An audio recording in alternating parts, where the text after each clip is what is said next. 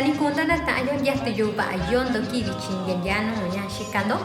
Ura nya sha sakwiso yo nya tesa nya tishasa yo sha dia binutu nya ka yo shi nya tenda kita yo shimitu nya shimitu na tayo kunya nya tishasa yo kia yo te chinje ta yo shina te tasho te sha bindana shinte nya ka yo shina da kita ga yo. Ura lo panan da ka yo she nya te chinje ta yo ura tani kun nya kuba suba kubikiaye te tasho te sha bindana kubikiaye suba te sha bikun.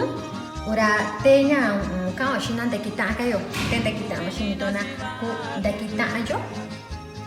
Ura bichi nya kayo shindo sha nya tenda kita yo shi ubina ashin kwa kana yubi.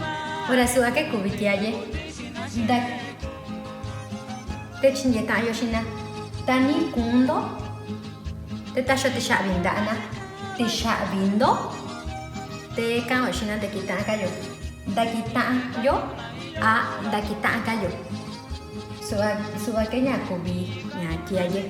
Ura shakundanyo chinyu yora kuani nya ku bali nya di kusatanya ura sabanyo ora da sama lo nya kaba to yo. Ura te da sama lo nya kaba to yora nya ta konya kiaye ta kaye ura batu saba batu kindo nya saba kundani nashito saba. ¿Qué tal, amigos? Me da mucho gusto poder saludarlos el día de hoy.